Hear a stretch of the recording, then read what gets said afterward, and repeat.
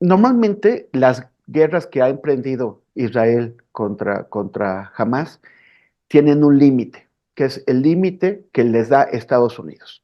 O sea, Estados Unidos es el gran patrón de Israel. Es el que les da armas, el que le da cobertura diplomática y cada año le transfiere miles de millones de dólares. Además de que la industria armamentística israelí pues es prácticamente una extensión de la industria armamentística de Estados Unidos. Entonces hay una relación muy estrecha, vertical. Estados Unidos es el jefe y Israel está abajo. O así había sido hasta el año pasado.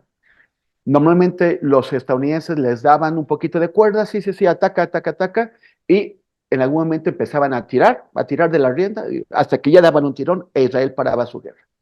Entonces los israelíes, que saben que esas guerras son cíclicas, que se repiten, conviene a su política interior, a su política exterior, a su industria armamentística para probar sus armas, los israelíes solían calcular sus guerras en 15 días. A veces podían extenderse más, pero por ejemplo, la guerra de 2014, que es la que me tocó cubrir desde adentro de Gaza, se extendió hasta 52 días y llegó un momento en que los israelíes ya no sabían qué atacar, porque ya se habían acabado su lista de objetivos, que había sido, ellos habían tratado de agotar su lista en 15 días y de pronto se siguió extendiendo la guerra y ya no sabía qué hacer. Ahora ya llevan casi 6 meses, ya van a cumplir casi seis meses. Y hay una situación en la que ya hay muchísima incomodidad entre los aliados de Israel por lo que está haciendo. El hecho de que lo hayan llevado a la Corte Internacional de Justicia, el hecho de que les hayan recordado que en un genocidio no son solamente responsables quienes lo perpetran directamente, sino también quienes han sido auxiliares en cometerlo. Y estos son, pues, quienes les dan armas y dinero y cobertura diplomática a los israelíes. O sea, Estados Unidos, Gran Bretaña, Canadá, Alemania, Francia, Australia, Polonia, todos esos son corresponsables del genocidio. Y así van a quedar en la historia. Entonces ya están molestos. Ya hace mucho tiempo que Estados Unidos envió todas las señales que normalmente deberían haber parado a Israel.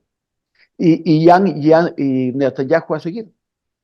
Ya hay un momento en el que hay muchos aliados de Israel en Estados Unidos, por ejemplo, el líder del Senado, Chuck Schumer, que es un hombre que toda la vida ha estado apoyando a Israel, que ya les dijo, la existencia de Israel depende de los otros, no sean idiotas. Israel no puede existir si se convierte en un paria internacional. Biden les ha dicho, ya párenle. El Rishi Sunak, el primer ministro de Gran Bretaña, también ya les ha dicho párenle y no lo hacen.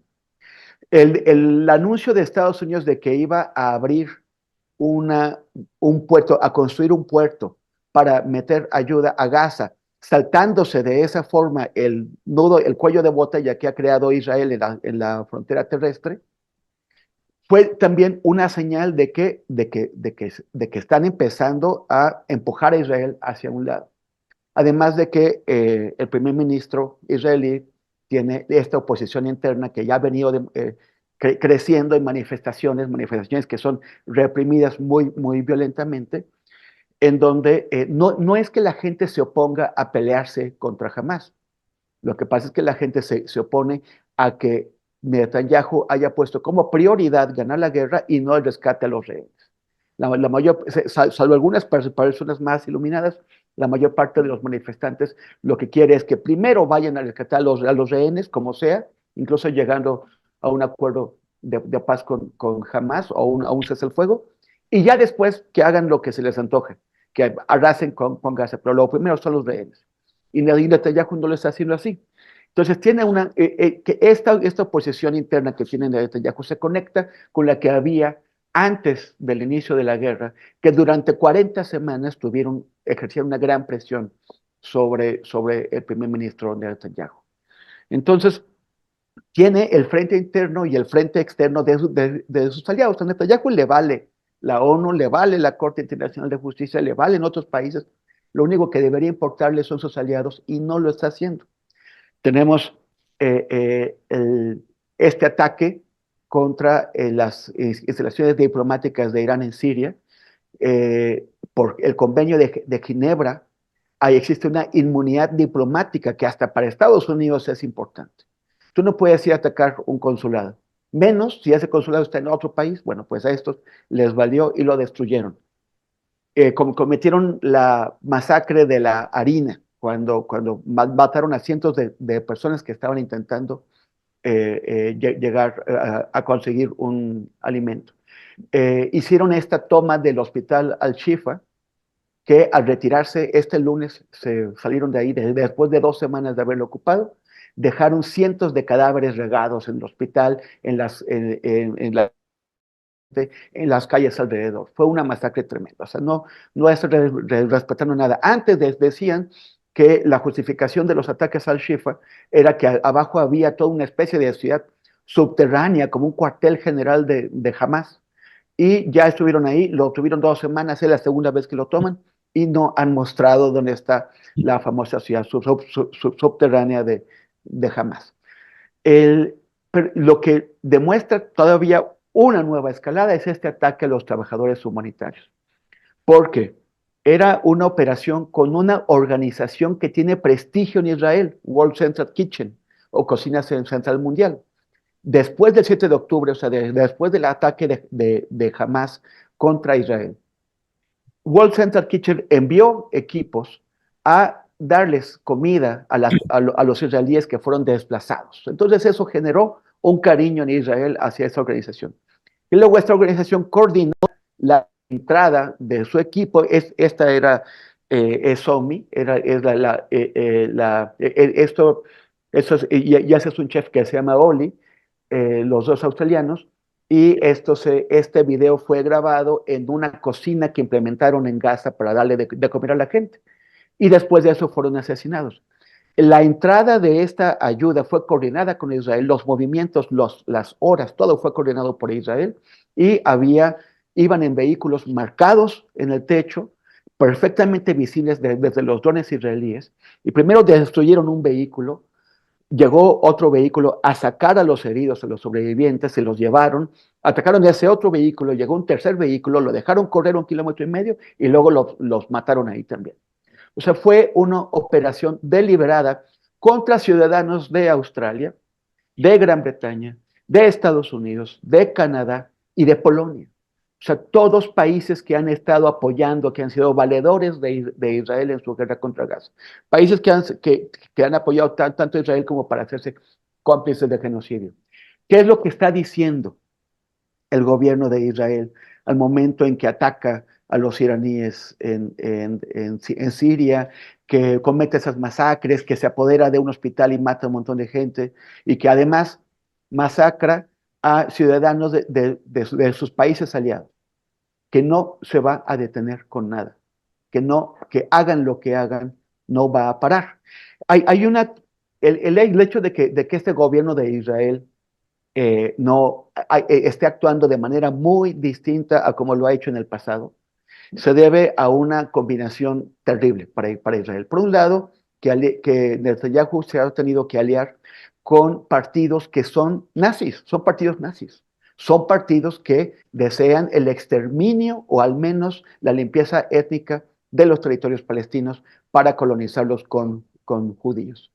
Y que a ellos no les importa qué pueda pasar con el prestigio de Israel. Les da igual, ellos quieren, pues, son los más ardientes defensores del genocidio. Pero lo otro es que Netanyahu ha pasado a la historia ya como el primer ministro que permitió el golpe que les dio Hamas el 7 de octubre. La imagen de Netanyahu para la historia y para sus compatriotas está hecha a pedazos. Él es el que permitió ese ataque. Y la única razón por la que Netanyahu continúa siendo primer ministro es porque hay un consenso en Israel de que no deben cambiar de caballo a mitad del río, que están en guerra y que este gobierno debe llegar hasta que acabe la guerra. Por supuesto que esas manifestaciones revelan que ya hay una parte de la sociedad que ya no quiere eso, que ya quiere que Netanyahu y los suyos se vayan. Pero la mayor parte hasta el momento permanece en la idea de que Netanyahu se tiene que quedar. Entonces Netanyahu necesita que continúe la guerra. porque el día que acabe la guerra va a perder el poder y además tiene 4 procesos judiciales por fraude pendientes que no avanzan porque es primer ministro. Cuando salga, es muy probable que no solamente sea el fin de su carrera política, sino su entrada a la cárcel. Y los israelíes sí meten, no es como en México.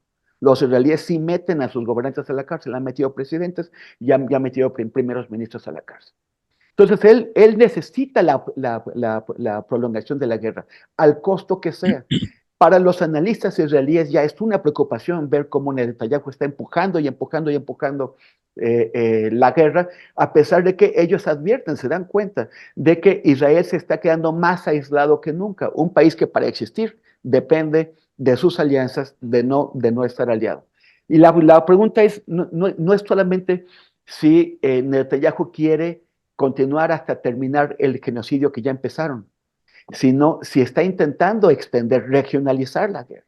Este ataque sin precedentes contra la embajada de Irán en Siria eh, podría provocar la entrada militar de Irán. O sea, los iraníes están en este momento discutiendo cómo van a responder ante un ataque tan grave y tan descarado. Y esto podría ser, si efectivamente hay intercambios de disparos entre Líbano e Israel y Siria Israel, pero son limitados. Los dos lados hasta el momento se han contenido. Hezbollah ha disparado lo suficiente como para tener distraídos a brigadas militares israelíes en el norte del país y eso evita que se vayan a meter a Gaza, o sea, distrae fuerzas israelíes, pero no demasiado como para justificar una invasión de Líbano. Líbano no puede enfrentar una invasión, es un país que está hecho pedazos.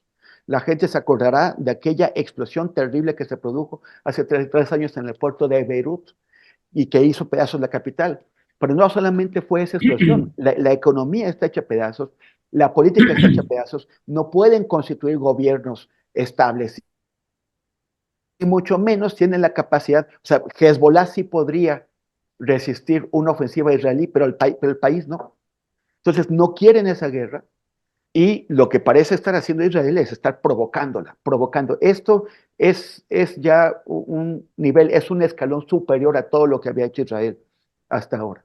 Entonces esa es la gravedad de las cosas, que no haya quien esté dispuesto a pararlo, porque aunque los estadounidenses están muy enojados porque Netanyahu está maltratando, está actuando con majadería, con falta de respeto al presidente de Estados Unidos, y eso sí les cuesta mucho tragárselo, eh, no, eso no ha sido suficiente como para que, por ejemplo, suspendan los envíos de armas a Israel. Acaban de aprobar un contrato multimillonario para venderles aviones de combate.